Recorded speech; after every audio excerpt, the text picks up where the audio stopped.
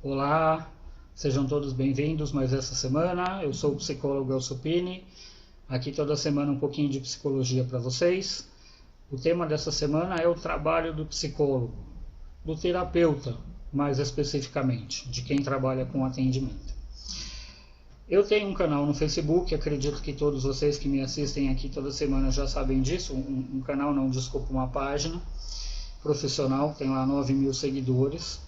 E vira e mexe eu recebo mensagens de algumas pessoas que seguem a página ou que curtem alguma publicação e vão lá fazer algumas perguntas, entre essas coisas.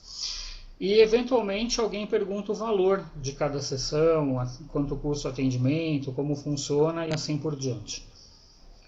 Em alguns momentos, quando eu respondo, a pessoa pergunta para mim assim depois: nossa, tudo isso para ouvir uma pessoa ficar falando com você por 1 hora?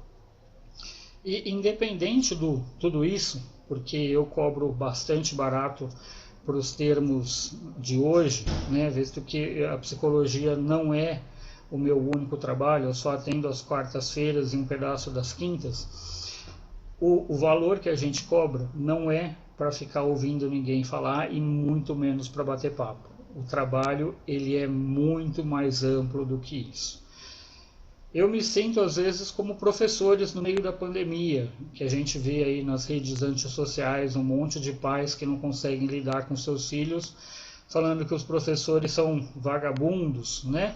Porque não querem trabalhar, porque trabalham só 2, 3, 4 horas por dia dando aula, como se o professor tivesse aquele conhecimento infinito e resolvesse dar aula de uma matéria ou de um capítulo ou de alguma coisa aleatória que tivesse decorado na cabeça dele, sem precisar fazer preparação, sem estudar, que as provas já vêm prontas e que a correção é feita por Aladim, coisas assim, né? Pessoa que não consegue parar para pensar que fora da sala de aula o trabalho dos professores é ainda maior do que dentro da sala de aula. Com os terapeutas, com os psicólogos, também é muito parecido. Sendo bem otimista, falando bem por baixo, para cada 50 minutos de atendimento, a gente precisa de pelo menos mais 30 minutos para cada paciente. Né? Nós temos que preparar o prontuário, fazer as anotações, reler as anotações, preparar a próxima consulta. De repente, no começo da consulta, acontece alguma coisa completamente diferente e a gente tem que mudar tudo aquilo que a gente planejou.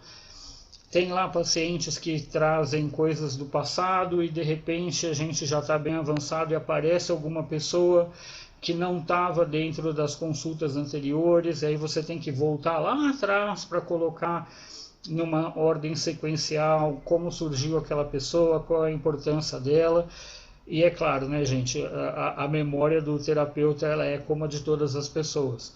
Ninguém vai lembrar o que aconteceu na sessão há 6, 7 meses atrás perfeitamente, sem ter lá o seu prontuário, sem ter lá as suas anotações. E também, se você tem 5 pacientes em um único dia, que vai te dar aí cerca de 9 horas de trabalho, você não tem como se desvincular de um paciente para o outro com grande facilidade. Você não tem como guardar os nomes, guardar os fatos, guardar tudo de cada um deles e ir atendendo em sequência.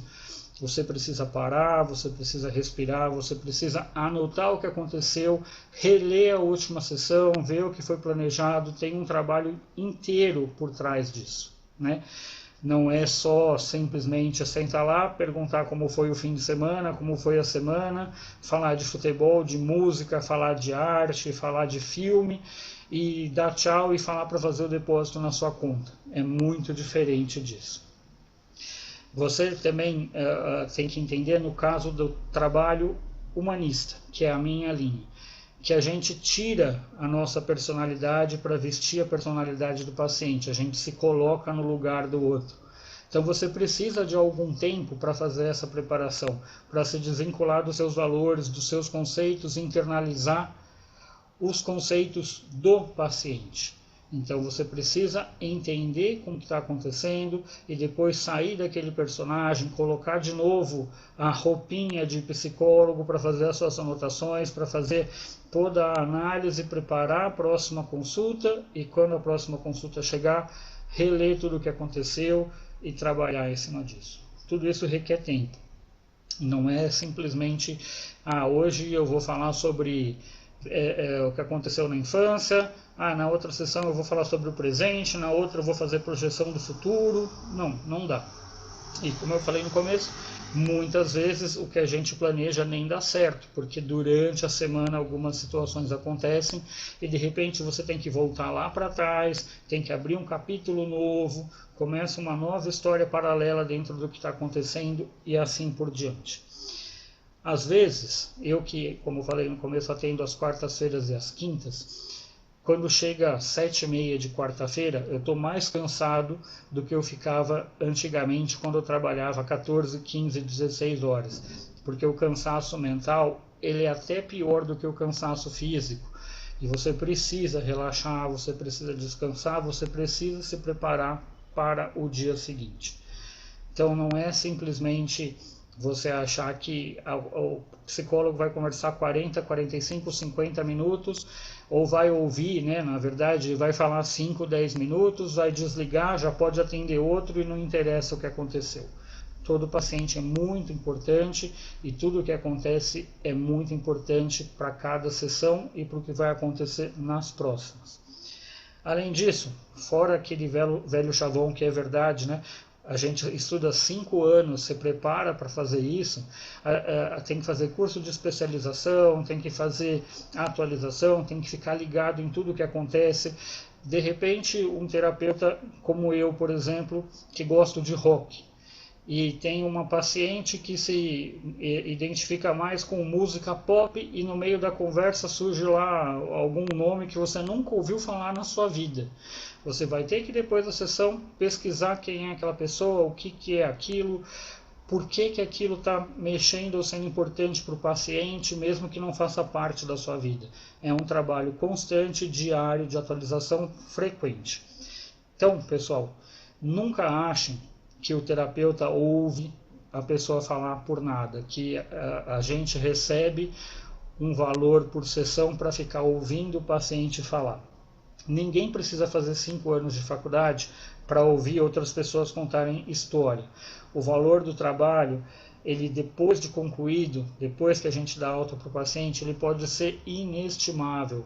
Pode ser impossível identificar qual foi o valor de uma pessoa que depois de um trabalho bem feito conseguiu ter as rédeas da vida de volta. Tá bom? Obrigado, pessoal. Querendo que eu fale sobre algum outro assunto específico, deixa aqui nos comentários, manda mensagem, pode ser pelo Facebook, pode ser pelo Instagram, quem tem meu WhatsApp pelo WhatsApp, e a gente conversa semana que vem. Um abraço, tchau, tchau.